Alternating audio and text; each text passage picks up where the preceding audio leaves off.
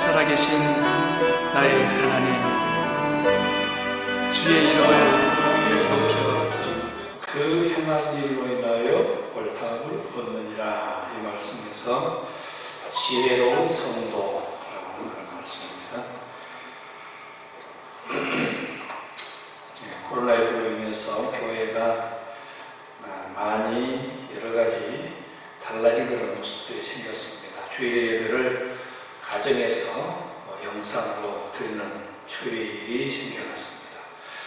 그동안 대형교회 중심으로 주일 예배에 참석할 수 없는 사람을 위하여 교회 홈페이지에 동영상을 올려놓는 이런 정도였었는데, 이 아예 예배 자체를 그냥 동영상에 올릴 뿐만 아니라 교회에 안 나오고도 볼 수 있도록 그렇게 하는 그런 일도 발생되었고, 또 그냥 한 번이면 됐던 그런 교회 예배를 1, 2, 3부까지 나누어서 뛰어앉아야 되니까 이렇게 하기로 했습니다.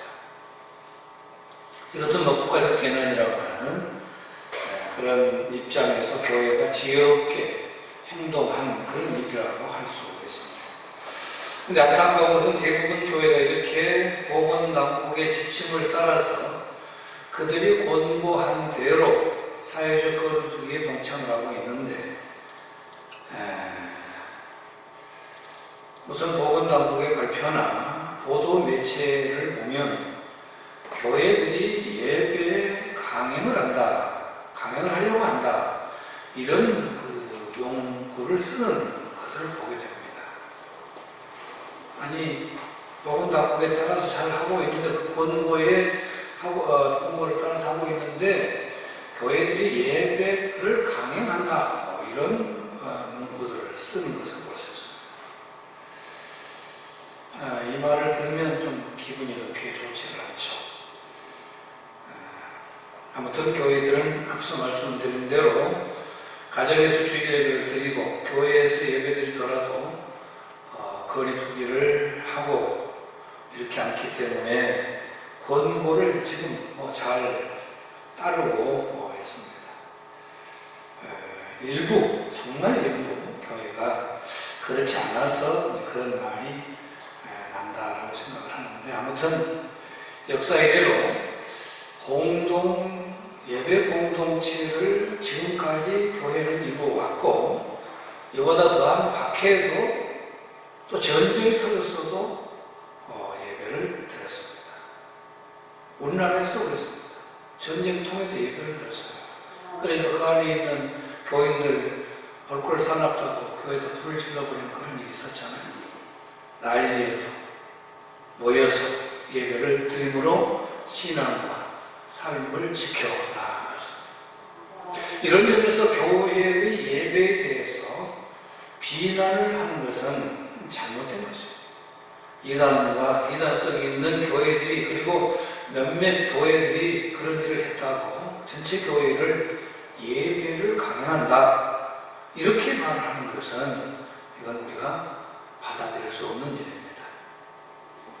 하지만 안타깝게도 세상은 하나가 되어서 교회 자체를 곱지 않는 시선으로 봅니다. 오늘 우리가 읽은 말씀은 그에 대한 해답을 제시합니다. 19절 그 부분에 지혜는 그 행한 일로 옳다함을 얻느니라 라고 하고 있습니다. 세상 사람들이 이런저런 비난을 한다고 할지라도 중요한 것은 뭐냐? 행한 것을 옳게 행하는 일입니다. 옳다함을 얻는 것이 되겠습니까? 세상이 어떻든 우리는 하나님께 옳다함을 얻는 행동을 하면 되는 것이죠. 교회가 정부 지침을 잘 지키면서 예배한다면 세상으로부터 혹시 비난을 받을지라도 우리가 법을 잘 지키면서 행한 일에 묵묵할 필요가 있는 것입니다. 가정 예배를 드리든 간격을 두고 앉아서 예배를 드리든지 아니면 지혜롭게 행동하면 그 행함으로 인해서 옳다함이 드러나는 것이죠. 세상도 인정하고 또 하나님께서도 그 옳은 행위를 인정해 주실 것입니다. 오늘 본문 말씀을 보면 성도가 행한 길이 분명하게 보입니다. 어떻게 행해야 될 것이냐.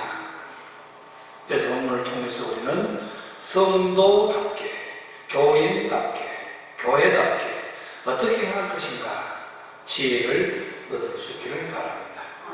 먼저 우리가 어떤 지혜로 행동을 하더라도 세상은 우리를 비난합니다. 잘하면 잘한 대로, 못하면 못한 대로 세상은 우리 교인들을 비난하는 거예요. 예수님의 선구자로 이 세상에 온 세례 요한과 그리고 예수님은 행동하신 방법에서 서로 비교가 될 만큼 달랐습니다. 세례 요한은 운둔형의 삶을 살았습니다. 그는 사람들이 없는 광야에 나가서 살았고 광야에서 메뚜기와 석청을 먹으면서 살았습니다. 낙타 털옷을 입고 살았습니다. 그러면서 자신에게 나오는 그런 사람들이 있으면 세례를 베풀면서 하나님 나라를 전파했습니다. 그의 삶은 철저하게 이 세상과 떨어져 있는 그런 삶을 살았습니다. 누가? 세례 요한이 듣고 앉았는데 누가 그런지 모르면 안 되니까. 반면에 예수님은 사람들 속으로 들어가셨습니다. 그들과 함께 먹고 마셨습니다. 예수님은 가는 길에는 항상 사람들이 따라왔습니다. 예수님은 그들의 집으로 들어가셨고 그들의 집에서 내놓은 음식을 취하셨습니다. 요한과 달리 예수님은 철저하게 이 세상에 두 발을 딛고 사셨습니다. 이와 같이 둘의 삶의 정황은 달랐다 하는 것을 알 수가 있습니다. 누가 잘하고 누가 잘못했느냐 지금 그걸 얘기하는 것은 아니죠. 둘 다 잘한 겁니다. 그럼 당시 사람들은 완전히 다른 두 사람의 모습에 어떤 반응을 보였느냐. 요한에 대해서는 뭐라고 합니까? 귀신이 들었다. 그래서 혼자서 마음대로 광야에서 미친 짓을 하고 산다. 누가 봐도 정상적인 삶이 아니라는 거예요. 제정신이라는 사람들 속에서 살아야 될 텐데 왜 광야에서 혼자 사냐? 귀신 안 들리고서 저렇게 되겠느냐? 그런 얘기입니다. 자, 이와 반대로 예수님에 대해서는 어떻게 합니까? 정상적이었을까요? 예수님에 대해서? 사람들은요 다른 논리를 들이댑니다. 예수님께서 사람들 속으로 들어가셔서 그들과 더불어 먹고 그들과 더불어 마시니까 어떻게 합니까? 먹기를 탐하는 자다 이렇게 합니다. 포도주를 즐기는 자다 이렇게 합니다. 그리고 세리와 죄인들의 친구다 그러면서 못마땅해 합니다. 제가 그런 얘기했죠 방금. 둘 다 어쨌다 잘하는 사람 잘하는 둘 다 잘했어요. 둘 다 훌륭해요. 그런데 세상 사람들은 둘 다 미쳤다, 못했다, 못마땅해 합니다. 바로 뭡니까? 저들은 기준이 없습니다. 세상 사람들은 기준이 없습니다. 어떤 판단이나 비난을 하면 공정한 기준을 갖고 해야 되는데 저들은 비난하고 판단할 뿐이었습니다. 사람을 떠나서 광야에 홀로 있었던 요한도 탐탁하지 않았고 사람들 속으로 들어가신 예수님도 탐탐하지 않았습니다. 왜 그러냐? 아예 애초부터 판단 기준이 없기 때문에 그렇습니다. 어떤 모습으로 있다고 할지라도 저들은 자기들과 다르다는 것 때문에 그냥 비난한 거예요. 이미 16, 17절에서 비유로 말씀하셨습니다. 저들은 피리를 불어도 춤추지 아니하고 슬피우로도 가슴을 치지 않는다고 했습니다. 그러니까 춤도 치지 아니하고 가슴도 치지 아니하고 뭐예요? 그죠? 비난만 한 겁니다. 세상 사람들이 그렇다는 얘기입니다. 진리에 대해서 판단의 근거가 그들에게는 없지 않습니까? 저들이 가지고 있는 기준은 오직 진리에 대해서는 모두 배척하는 그것밖에 없어요. 좋은 말, 진짜, 진리, 그게 뭐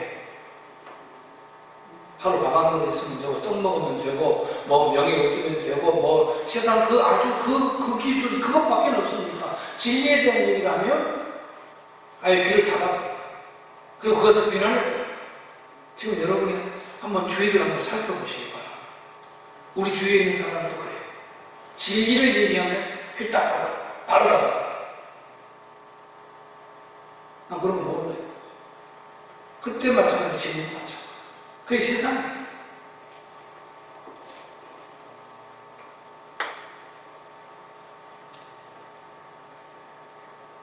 교회가 나름대로 이 코로나19에 대응하는 것에 대해서 세상은 이래도 비난하고 저래도 비난하고 세상은 교회가 어떤 일을 하든지 비난과 비판을 하게 되어 있습니다. 그러나 우리는 억울해할 필요가 없습니다. 저들이 뭐라고 하든지 우리는 지혜롭게 하면 됩니다. 그러면 그 행위로 인해서 옳다고 하는 것이 드러나게 될 것입니다. 저들은 말만 가지고 있지만 우리는 진리를 행동으로 실현하는 그런 모습을 가지고 있기 때문에 결국 진리가 승리하게 되는 것이죠. 예배뿐만 아니라 우리가 이 세상에 사는 모든 삶은 지혜를 드러내야 됩니다.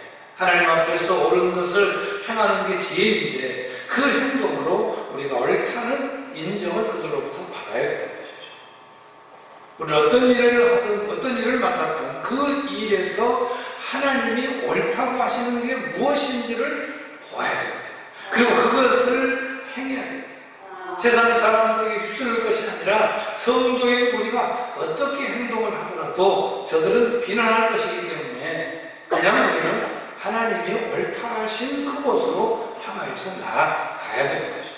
모든 삶에서 그렇게 하는 것을 이야기하는 것은 막연하게 이와 오늘 본문에서 이야기했던 세례요한과 예수님의 삶에서 옳은 대로 행하는 지혜를 우리가 감추려서 다시 한번 생각을 해보게 되는데, 그래서 두 번째로 요한을 통해서 우리는 먹지 않고 입지 않는 행동으로 지혜를 그들에게 보여줘야 된다. 먹지 않고 입지 않았다. 아무것도 먹지 않고 벌거벗은 채 살았다. 그 말이 아닙니다. 여기 메뚜기와 석청을 먹었습니다. 이것은 들에서 사는 요한이 자연에서 얻을 수 있는 먹거리 중에 하나입니다. 자연에 좋은 먹거리를 찾아서 먹은 것이 아니라 그때그때 먹을 수 있는 것을 먹었다는 것이죠. 이것은 요한은 먹는 문제에 매달리지 않았다. 하나님이 공급하시는 대로 먹었다. 그런 의미가 됩니다. 그러니까 먹는 문제에서 그는 최소한으로 신경을 썼다. 그런 메뚜기와 석청은 당시 요한에게 최소한의 정말 아주 작은 그런 먹을거리였습니다. 그리고 낙타토로스를 입었다. 이건 역시 들에서 얻을 수 있는 가장 평범한 먹감 중에 하나입니다.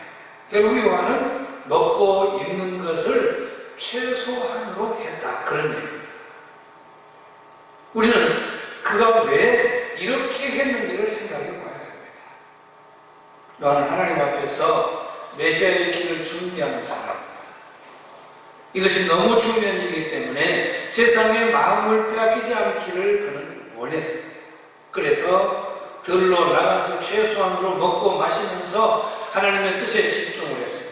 먹고 마시는 것에 매이며 하나님 앞에서 주어진 일을 감당할 수 없기 때문에 그렇습니다.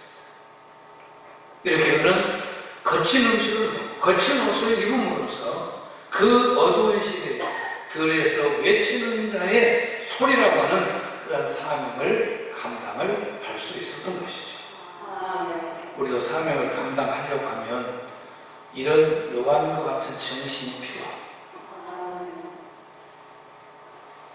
먹거리를 위해서, 삶을 위해서 다 하고는 주어진 사명을 감당을 잘 못합니다. 좀 끊을 때는 끊어야 돼요.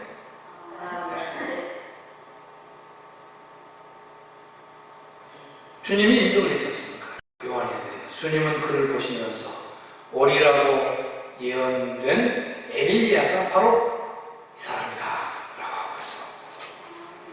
그래, 그는 행동으로 옳다함을 보였던 것이죠. 그의 행동은 사람에게 이해되지 않는 일이었습니다. 사람들은 그의 모습을 귀신 들렸다고 여겼어요. 그들은 하나님의 뜻을 알 수 없었기 때문에 요한의 행동이 이상하게 보인 것입니다. 그들의 그 세상 지혜로는 도저히 감당되지 않았던 그런 요한의 모습이었어요. 그런데 요한의 모습은 바로 하나님 보시기에 온전한 모습입니다. 그는 먹지 않고 입지 않으므로 선구자로서의 삶을 살았던 것이죠. 세상에 관심을 빼앗기지 않으면서 자신이 가야 될 그 길로 제대로 하나님이 원하시는 길로 갔다는 거예요. 성도의 삶이라고 생각해 봅니다. 성도는 이 세상에서 일꾼으로 부름을 받았습니다. 우리는 그냥 하나님께서 구원시켜 주려고 그냥 공짜로 부르기는 불렀는데 그 이면은 뭐냐면 세상에 빛을 발해라, 복음을 전해라, 명령한 게 아주 많죠. 그렇다면 일꾼이 되고 우리는 부르셔서 일꾼 삼으십니다. 자, 주님의 일꾼 우리가 되었는데 그 일을 일꾼으로서 잘 감당하려면 하면 그 일을 감당하는데 거추장스러운 것들이 작아져요. 주는 복음을 전하기 위하여 그리스도의 빛을 발하기 위해서 하나님 나라를 이루어가기 위해서 부름을 받은 그런 일꾼이다 하면 우리는 마땅히 그 일을 온전히 감당해 나가야 됩니다. 그런데 아무런 각오 없이 이 사명을 이루어갈 수 없습니다. 각오 없이 이 길을 가면 당연히 그 길 자체는 실패가 되는 거죠. 사명을 감당하기 위해서 우리는 그래서 깨어 있어야 되고 요한의 행동의 소리가 배워야 될 것, 우리도 먹고 있는 것을 절제하면서 우리의 지혜를 하나님 앞에 보여줘야 됩니다. 聖 요한처럼 주어진 사명에 집중하기 위하여 먹고 있는 것을 넘어설 수 있어야 됩니다. 그것이 얽매여가지고 사명을 잃어버리면 안 된다. 여러분, 어떤 게 중요한가 한번 생각해 보세요. 안 할 수는 없어요. 세상 일을 안 할 수는 없어요. 그러나 더 중요한 것은 뭐냐, 그거예요. 사명 감당입니다. 사명 감당. 이게 안 되면 그 먹거리, 그것을 한 그 일이 통째로 나가는 것이죠. 안 되는 거죠. 더 먹고 더 입고 더 가지러 가다 보면 우리의 사명을 망각을 안 됩니다. 망각하면 안 되죠. 먹고 있는 것은 단지 음식과 의복만을 위한 것이 아니라고 했습니다. 우리 일상에서 생명 유지를 위해서 사용하는 모든 필요한 조건들을 다 가르쳐서 하는 얘기입니다. 성도는 이런 것들에 지나치게 매달려서는 곤란합니다. 네. 사람이기 때문에 방금 얘기한 대로 필요합니다. 있어야 됩니다. 해야 됩니다. 그러나 적어도 이런 것들에 매이는 그것 때문에 그것에 매여버려가지고 내 삶을 잃어버려서는 안 된다.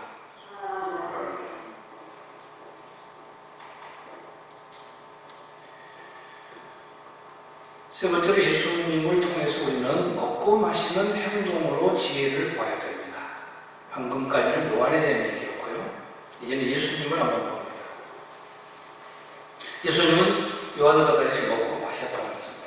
근데 예수님은 먹고 마시는 것에 정신을 팔지는 않았습니다. 흥청망청 즐기기 위하여 마신 게 아니었습니다. 당시 사람들은 그런 뉘앙스, 그런 생각, 예수님을 향해서 저건 먹고 마신다 비난을 했습니다. 그러나 예수님은 전혀 그러지 않았습니다. 그럼 예수님은 어떤 의미에서 먹고 마신 것인가? 그는 세리와 함께 앉아서 먹었습니다. 창녀와 함께 앉아서 먹었습니다. 그들의 집에 들어가서 그들과 함께 마셨습니다. 만약 예수님께서 정말 먹고 마시는 일에 빠졌다면 누구가 먹어야 됩니까? 높은 사람과 부자들과 먹어야 됩니다. 궁궐에 있는 사람들하고 기름진 음식을 먹어야 맞습니다. 그런데 주님은 그러질 않았습니다. 세리와 창녀의 집에서, 가난한 사람에게서 먹었습니다. 부자만 골라서 그들의 집에 들어가서 먹고 마시는 것이 진정한 즐거움이었고 넘치는 일이죠. 그리고 주님은 그때 당시에 그럴 수 있는, 그렇게 해도 되는 그런 많은 사람들의 시선을 갖고 있는 그런 위치에 있었습니다. 그러나 예수님은 집을 가리지 않았습니다. 대개 예수님께서 가는 집은 가난한 사람들의 집이었습니다. 비난받는 그런 사람들의 집이었습니다. 세리와 죄인의 친구로 나아갔습니다. 천대받는 사람들. 예수님은 이렇게 이런 자들에게 가셨습니다. 그들과 함께 먹었습니다. 요한일행과 마찬가지로 예수님께서 왜 이렇게 저들의 집에 들어가서 먹고 마셨을까? 다른 이유가 없습니다. 저들에게 생명과 빛을 비춰주시기 위해서 저들을 찾아가셨다. 네. 주님은 그들과 함께 먹고 마시면서 그들에게 소망을 주셨습니다. 당시 사람들이 세리라고 창녀라고 죄인이라고 업신여기는 그런 저들을 찾아가서 그들에게 빛을 주셨고 소망을 주신 것이죠. 그들과 함께 먹고 마심으로 그들에게 마음의 평화와 안정을 주시고 뿐만 아니라 그들에게 하나님의 말씀을 주심으로 영혼을 건강하게 하셨던 것이죠. 그러니까 예수님께서 먹고 마신 것은 즐기기 위함이 아니라 낮은 자를 찾아가서 그들에게 생명을 주시기 위함이었다. 우리 성도의 삶을 또 생각을 해봅니다. 우리는 세상 사람들과 달라야 됩니다. 세상 사람들은 자신에게 이익을 줄 사람을 찾아가서 가까이 합니다. 자신에게 도움을 줄 사람을 가까이 합니다. 그러나 성도는 달라야 합니다. 낮은 자들에게 가서 그들과 함께 먹고 그들과 함께 마셔야 되고 그들에게 위로자들이 되어야 됩니다. 그래서 그들에게 소망을 주고 그들에게 사랑을 나누고 그들과 함께 하나님 나라를 이루어가는 그런 우리가 되어야 된다는 거죠. 낮은 자를 먼 데서만 찾을 필요가 없습니다. 또 대단한 일을 하는 것으로 생각해서도 안 됩니다. 우리 주변에서 나의 따뜻한 말 한마디가 필요한 사람이 있다고 한다면 그 사람과 차 한잔을 하면서 따뜻한 말을 하면 그것이 그들을 찾아가는 것이고 그들에게 소망을 주는 것이고 그들을 응원해 주는 겁니다. 소리 없이 그의 삶을 살짝 응원하면 되는 것이 우리가 해야 될 일입니다. 예수님은 세리와 죄인에게 가셔서 그들과 함께 먹고 마실 때에 소문 내실 요량으로 하신 게 아니었어요. 그들과 함께 하려고 또한 그렇게 하실 때에 그들에게서 뭔가를 얻어내려고 그런 것도 아니에요.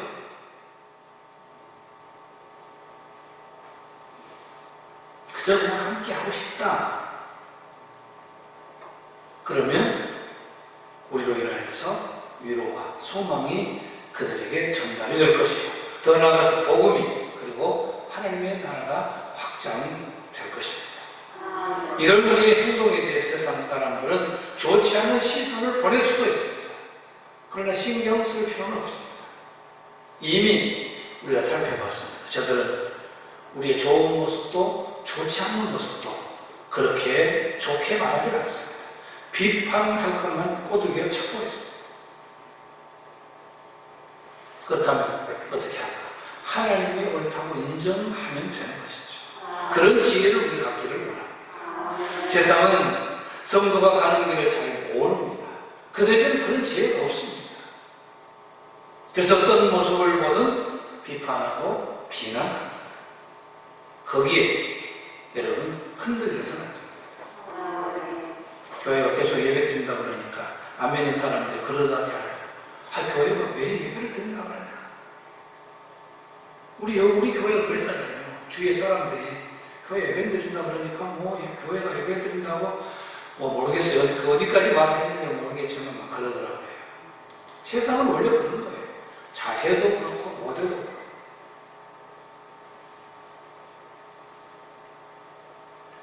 거기에 우리 신경 쓸 것이 아니라 여기 요한처럼 먹고 입는 것에 매달리지 않는 행동이 우리에게 있기를 기도할 수 있기를 바랍니다.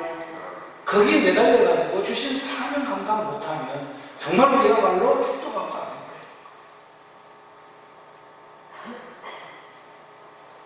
그리고 예수님처럼 가난하고 낮은 자리에 찾아가는 그런 행동이 우리에게 있어야 합니다. 이 지혜를 가지고 이 우리의 행함을 통하여서 하나님으로부터 또 많은 사람들로부터 주의로부터 옳다고 인정함을 받게 되어질 것을 확신하는 그런 여러분이기를 바랍니다. 기도하겠습니다. 요한처럼 먹고 입는 것에 매달리지 않는 우리의 모습이기를 원하고 예수님처럼 가난하고 낮은 자리에 찾아가는 그런 행동이 우리에게 있기를 원합니다. 그리하여서 세상에 어떤 비난을 퍼붓든 우리는 우리가 서야 될 그 자리에 그 사명 잘 감당하는 바로 세움받는 지혜를 갖게 해 주옵소서. 예수님의 이름으로 기도하옵나이다. 아멘. 이제는 우리 주 예수 그리스도의 은혜와 하나님의 크신 사랑하심과 성령의 교제하심이 여기 모든 성도들과 함께 하여지이다.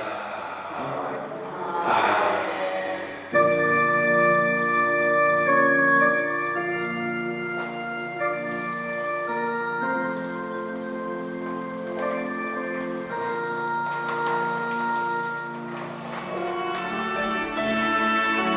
살아계신 나의 하나님,